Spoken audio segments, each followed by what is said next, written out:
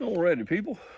On today's exciting episode of What We Shoot Today is we're shooting 30-30 Winchester out of an old 94 Winchester model 94 30-30 Winchester.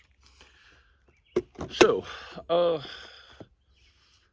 said a while back I'd bought this Lee loader, classic Lee loader contraption here to load. It's where you can hand load a load right here where you're shooting, right here on the bench. You don't have to have a big old press and anything like that. And this thing is really good for. It's really great for somebody that like to hand load their own loads, like to make a custom round, custom use their bullet, their brass, their powder, everything, but don't want you might not have an option like what we're getting ready to do today. Today we're loading up Barnes. These are Barnes. I don't know if you can see that. 190 grain flat nose, and you can't buy that in the store. You might be able to buy a box of this directly from Barnes. I didn't look into that, but God knows why they make a 190 grain bullet for 30-30, but this is made specifically for 30-30. But if that's what you're looking to do, then this is the way to. Loading is the way to go. It's the only way. You might, there's a bullet out there you like or you've heard about. You like to load your own. Don't want to go through the expense. You only got. You may only have a 308. You may have a 30-06. You 30-30, 45-70, whatever. And you want to load what you want to load, not what you can buy from the store. So here's your option. Your Lee classic loader reloading kit, all right here on the bench. This is 30-30 Winchester and 30 Remington. I don't know much about the 30 Remington, but anyway, this has got everything you need and comes with all the instructions and everything, and also comes with a card that's got load data for various 105 grain, 110, 125, 130, 150, 160, 170, and some other 170 grain lead bullets. No 190 grain Barnes bullets. So I've got my own load data in my book here for that, so that's no big deal. But it comes with a decapping pin, decapping station to decap your decap your brass. Comes with everything. Comes with these little powder scoopers, and believe it or not, these powder scoopers with the powders listed here, it'll tell you Lee Dipper 1.9 cc.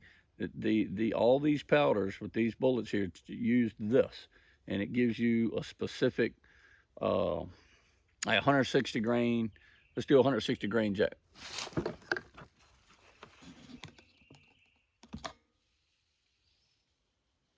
Do 160 grain. Camera issue there. So 160 grain bullet with this scoop, it will give you 29.1 grains of the Hodgdon Lever Revolution, which is what we're using for our Barnes bullet, but we're not using that particular data. But anyway, for that bullet, and the level scoop of this is it. It's almost dead on the money. So, all right, with that said, first thing we need to do is we need to get us a piece of brass that's fired out of our rifle. So let's go do that right now. We're going to fire a piece of brass out of this 30-30. Let me get my ears here, and let me go down and turn my chronograph on. I do have my chronograph going.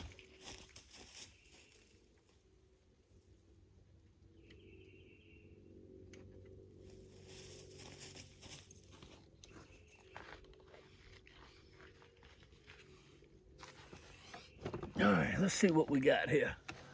This is a 150 grain Remington core lock. That's what this is. So let's see what this shoots.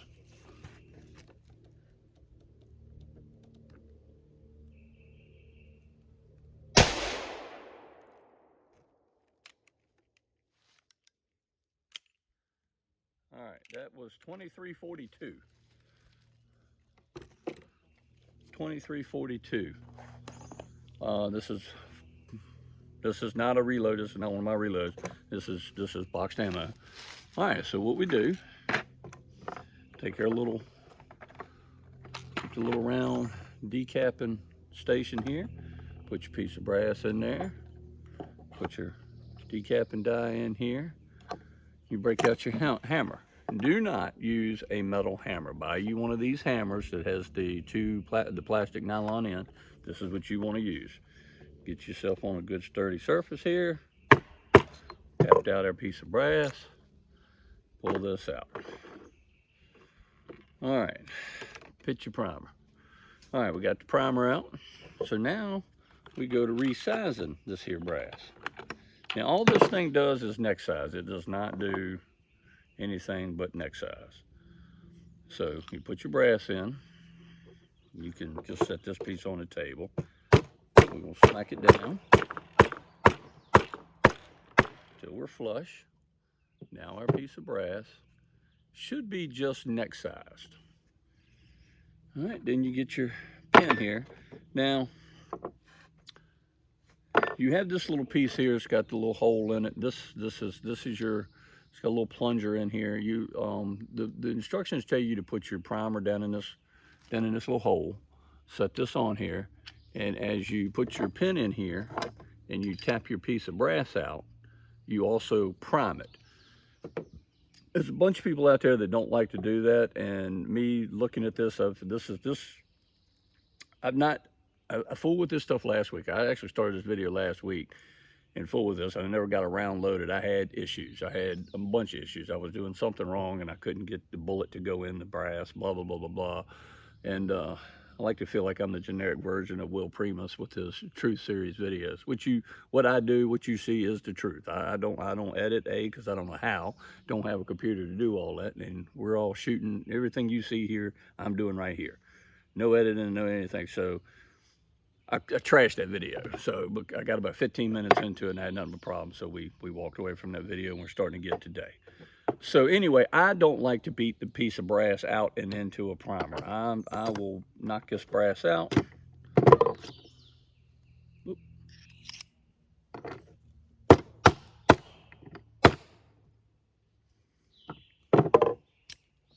Pull the piece of brass out.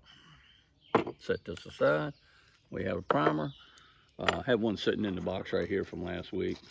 I use Remington large rifle primers on everything I shoot that takes a large rifle primer, except for 30-30 Winchester. For whatever reason, I've got it in my head to use a Winchester large rifle primer in a Winchester, and I do. So, and it's the only thing I use a Winchester large rifle primer in is 30-30 Winchester. I don't, maybe I'm just finicky, I guess. So what you do, you put your pin back in there, and we're gonna get this over here in the corner where it's a little bit more stable. We're gonna tap this down, and you can tell the difference in the sound and the feel. We're primed. So at this point, we take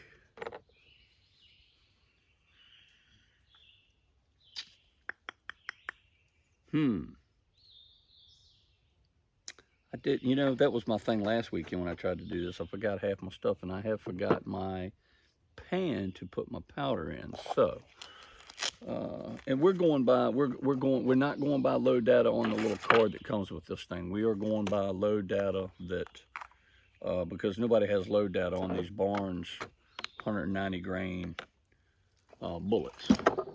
And you may ask, Chuck, why in the world are you using a 190 grain flat nose bullet in a 30-30? That thing's got to be moving at the speed of a tortoise, and it probably is, and I bet it hits hard too. All right, so we're going by Barnes's load data here. Barnes's load data with Hodgson's lever revolution powder, which is supposed to be real close to CFE 223 supposedly. They're not a half a grain off on the weight, on the charge weight, so I guess they are close. So we're starting loads is 30.4 and ending max load is 33.8. I'm going to go ahead and we're going to do, I'll do 30.5. And let's see here. I do not have, I've got a dipper, but I don't have my pan. I left my powder pan. We could use this cap. So tear this out. We're at 0. So we're going to do, and Levolution is a small spherical powder, real fine.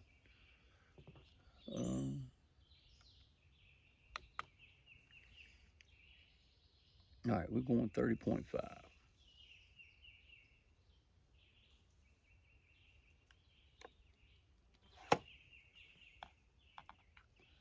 30.5.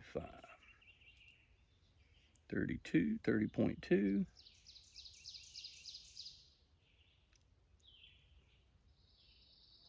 30.5. Up 30.6. That should be safe. We're not drop back down to 30. You don't know what it wants to do. All right, 30.5. All right, so we're going to go ahead and load this into the brass instead of pouring it. You can set this on top of your piece of brass where it came out of, and you can pour it down through here, through this end, the bigger end. You can do that. However, until you've got enough graphite and you've poured enough powder down here, this is very sticky. It's the static. It jams up in there. So I'm just pouring straight into the powder with a funnel. All right. So what I was doing wrong last week was, where's my? Oh, here it is. Pro tip number 1, put all your tools back as you use them. All right, so let's get our scale out the way. Get our scale out the way. All right. Put this down in your round thing that you use to decap it, deprime it. Set this on here, just like that.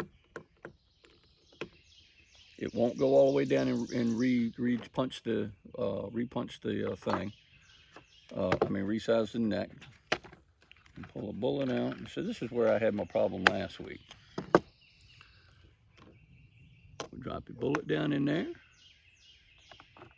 This is your bullet seating stem. This goes in here. And you adjust this screw right here. You adjust this screw, loosen this screw, move your head up and down, and that sets the depth, your seating depth on your bullet. All right, so you're with me here. I've not, this is where I got hung up last week. All right, so as you can see, we've got a ways to go. We want to get down to that cannula. So we're gonna loosen this up.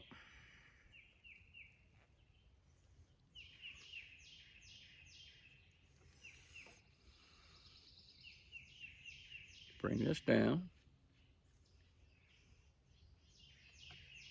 And we're going to go again with it.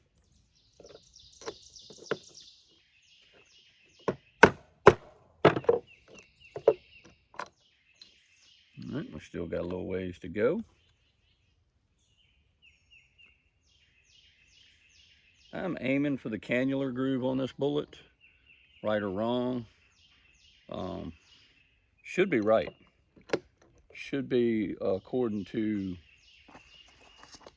Barnes's seating depth, which is 2.03. This should be right.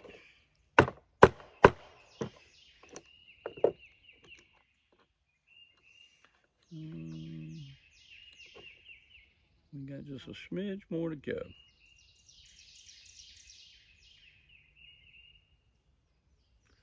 And when I load to a cannular, I like to load to the top of a cannular groove. Just about 1/8 of an inch above to the top.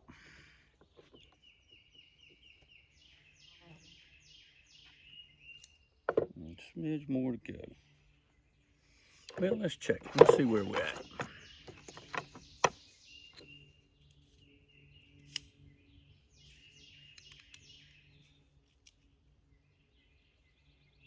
I'm sorry, I told y'all wrong. That is not, that's a trim length. Air coal, or overall length, should be 2,525. 2,525. We are at 2,575 right now, so we do need to go down just a smidge, and that should put us. It should put us in there with that right there at the top of that cannula. Cannula. That's what it should do.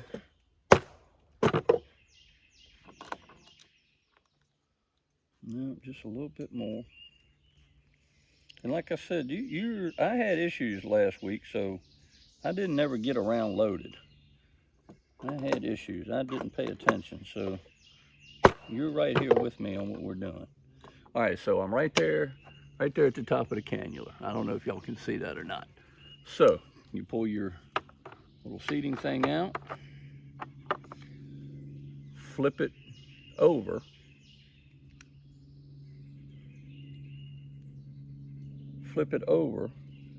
and then tap around this thing to create your crimp. Now, if you're doing load like this, you need your crimp, especially if you're tube fed in your magazine, like everybody with a 30-30 lever action knows this. So let's see what we got. 2342 is what we were getting factory load.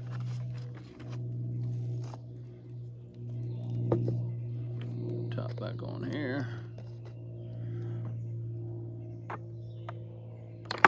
Alrighty, let's see what we got.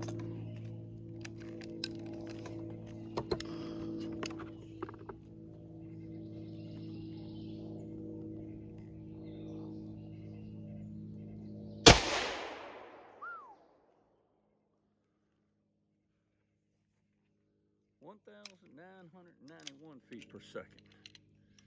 I know, that's slow. Everybody, man, what the hell, Chuck? What do you want with a slow round like that? What are you doing? Well, I'm gonna tell you, unless the hand of God comes down and touches me on the shoulder, I will probably never, with my health condition, follow a pack of hounds up through the mountains on a bear hunt. But I'm gonna tell you what, these 190 grain, these things to a houndsman up in the mountains carrying a 30-30, let me tell you, there's a whole lot of guys up there who's got their granddaddy's 30-30s and their daddy's 30-30s. There's a whole lot of guys up there carrying 30-30s still to this day behind hounds.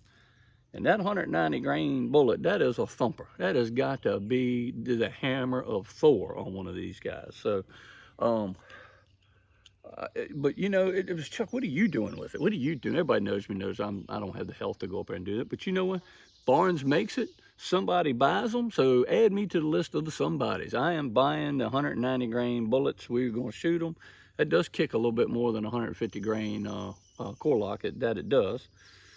But so yeah, 100. All right. So we're at 1,991 feet per second. According to Barnes's load data,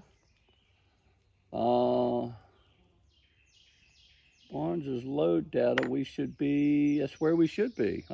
They're saying average is 1,981. We're 1,991. They shot theirs out of, their barrel test length was a 24-inch barrel. I kind of find that hard to believe because he's shooting a 24-inch barrel 30-30.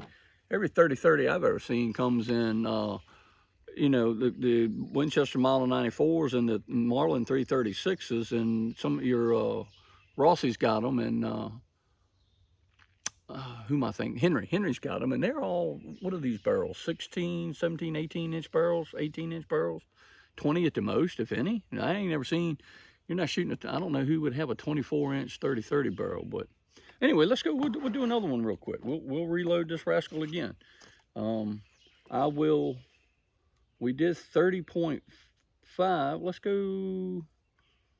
We'll bump this thing up to 30. We're shooting a rifle. We'll do 31 grains total. We're gonna do a 31 grains total. So, all right, let's get this thing let's get this primer knocked out. Go through this whole thing again and again. If you do this, they make these things, they don't make as many as they used to. They used to make these things, this kit, in all kinds of calipers, all kinds of obscure calipers too. Right now, the last time I looked, I saw we got 30-30, 308, 30-06, 223. I'm pretty sure 270, 4570, which that's going to be my next one because I do own a 4570. That will be my next one. And a handful of pistol cartridges, 9mm, 38, 357, I believe. I didn't really look too hard at the pistol cartridges, but the rifle cartridges, your basic hunting rifle cartridges. And like I said, this is a good option for somebody that doesn't want to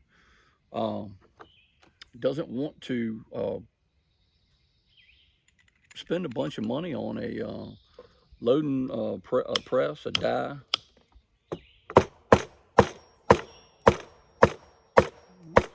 Second time around, she was a little harder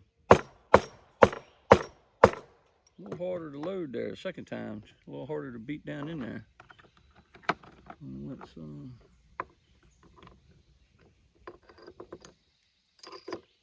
little bit harder.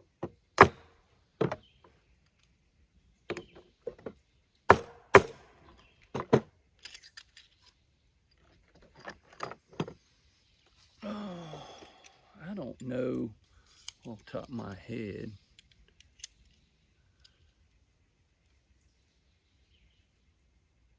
$20.30, that is their trim, so we're staying. The brass is not growing. So good, brass is not growing. So, and again, these things are an economical option, you know, and this is easy. And of course, that right there was the first one that I actually completely loaded and without having a screw up, which, like I told you, we had a major screw up last week, and I did not get to load around at all last week. I had about 15 minutes worth of video last week, and we still never got to fire around, and I never got one loaded. I had an issue with the bullet going down in the brass after it was sized. I was doing something completely wrong and caused my own issue. So we abandoned all that. Oh, great, my dumb ass. That thing flipped over backwards on me, and now I got a damn primer upside down.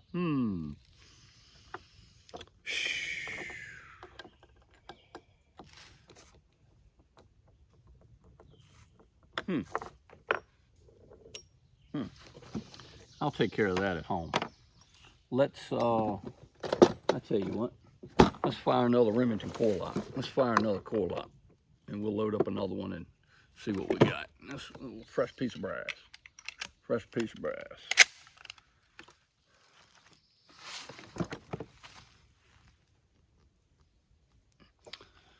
Fresh piece of brass.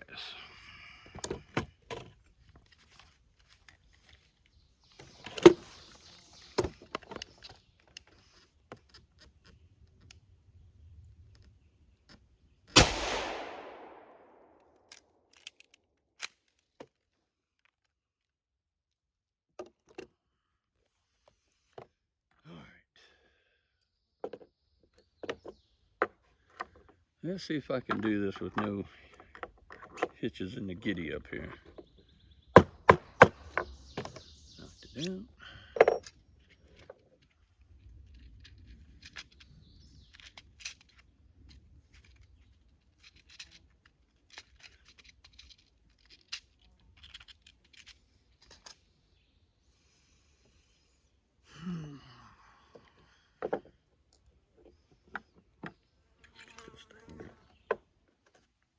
Get this thing resized here.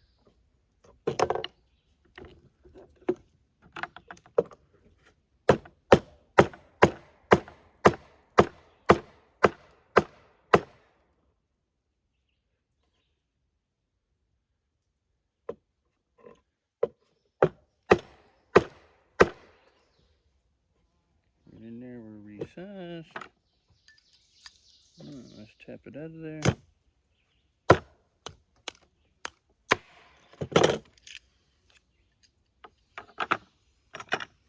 it out. Let's get seated here on the brass. Looks good.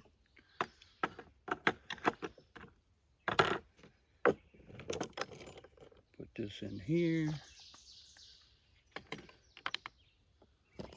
Let's get us some powder. Now, if you got your act all together, and you could probably run this fairly smooth and not have too many issues here. But we're gonna go a full 31 grains here.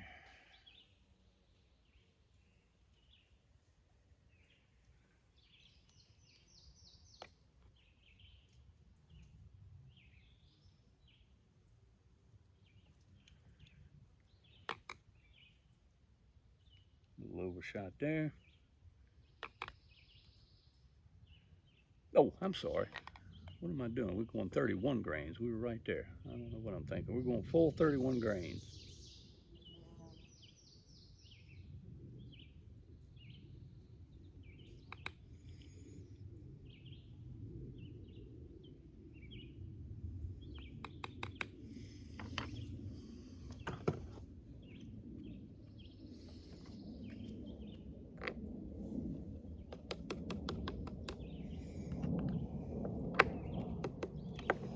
Alrighty. On here. Let's grab us a bullet.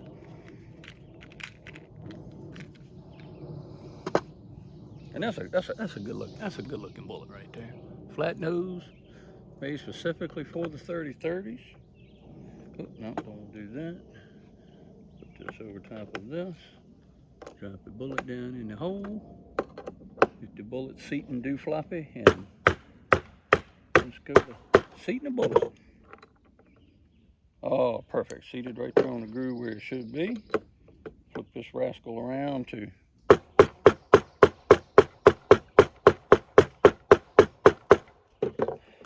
put your little crimp on there. Let's shoot this one.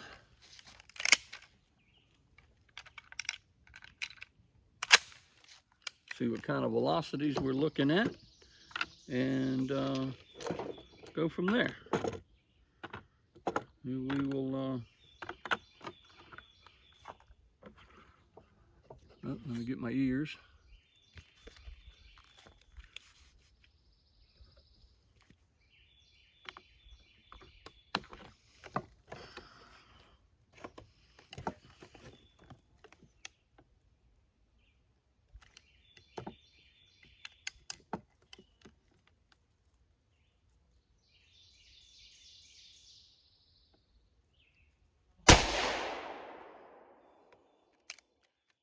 $2,000, 2,047.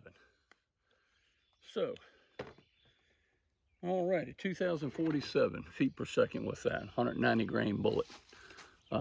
So anyway, let's wrap this up.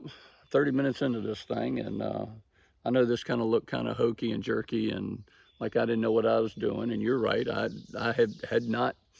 You're doing this with me just for the first time too. I've seen many videos on this.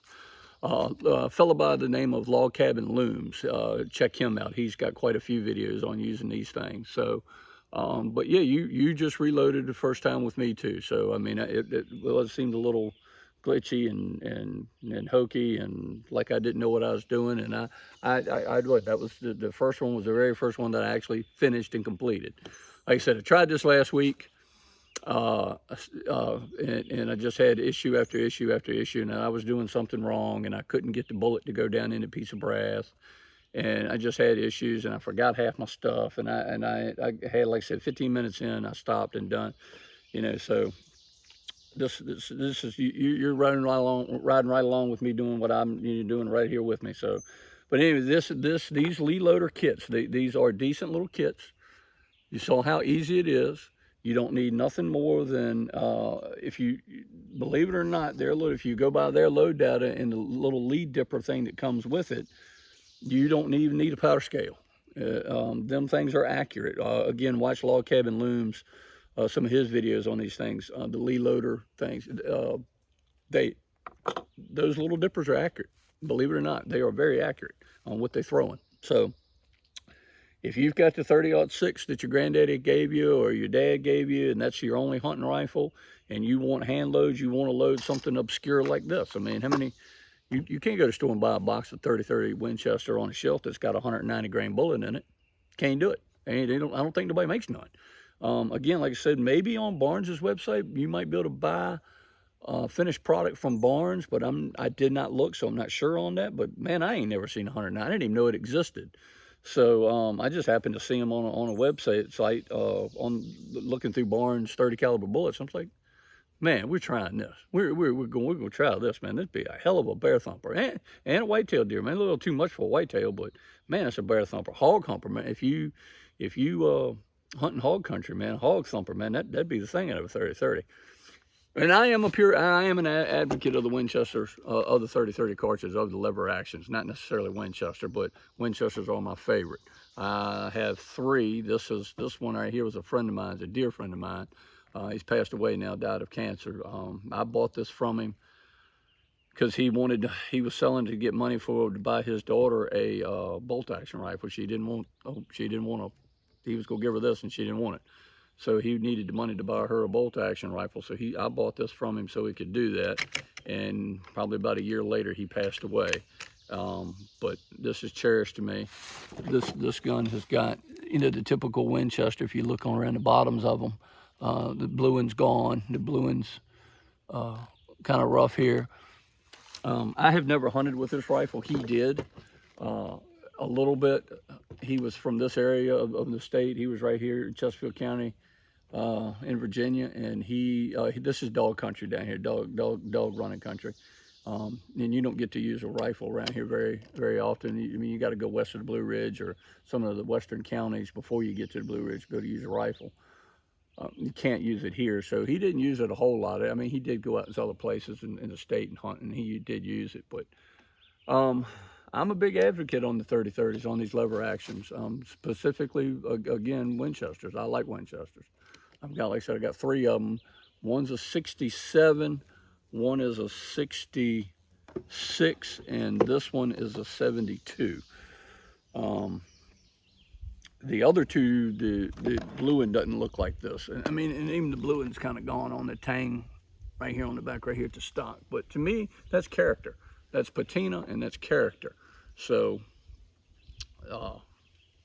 I like it like that. I'm not gonna fix it. They say it's hard to blue these things after they change metals in '64. In '65 when they went to the different thing. But so anyway, but here we go. That's it. That's how you use the Lee loader. If any questions or comments, please leave them at the bottom of the thing. But until next time, everybody's, I guess, summertime now. Everybody's fishing. So we're headed to the Outer Banks here in another month and a half. Some of the family's heading in about 2 weeks. So we might do some videos down there at the Outer Banks. But until I see you next time, everybody enjoy yourself in the outdoors. Enjoy your fishing. Enjoy your boating, kayaking, jet skiing, whatever you're doing. So anyway, talk to you later, people.